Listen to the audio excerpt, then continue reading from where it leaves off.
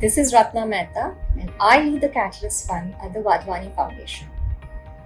Healthtech sector in India has always attracted a lot of investor interest. But what the pandemic has done has been phenomenal. It has got accelerated to another level. And that's because the visions came to fore and we realized that we need something more. We need innovation to fix the healthcare ecosystem. And the amount of interest that Healthtech is seeing right now from investors, from larger companies as acquisition targets is phenomenal. Overall, Healthtech can be divided into three categories: medical devices, telemedicine, and services, which is delivery of medicines, home healthcare, etc. Delivery of medicines we've seen in the last 5 years has created lots and lots of buzz, and a couple of unicorns too. A lot of investor funding has gone into doing that. But what's the next phase of this? There are a lot of regional players in this space who will essentially create strong regional platforms which will become acquisition targets for the big boys.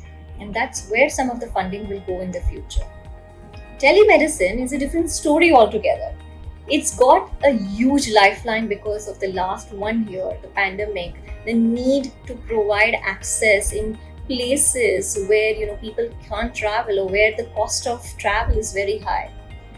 So there are a lot of small ventures, startups which are buzzing in this space, and we will see some of the solid business models in this space getting funded, whether it is access to specialists or it is remote monitoring. For example, even critical ICU monitoring can be done remotely.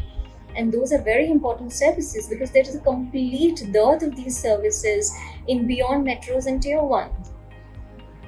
Medical devices, on the other hand, have a long lead time, right? Some of these companies were essentially mostly MNCs who were playing in this space.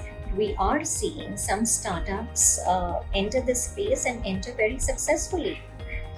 So across the board, there is a lot of interest. We will see investors and funding flowing into this space. What is important is having a strong, sustainable and scalable business model. I've met some phenomenal entrepreneurs in the last 1.5 years in the health tech space. And I would tell them one thing: keep doing the good work that you are doing and make your product and services to drive impact. Once you do that, the dollars are going to follow. All the very best.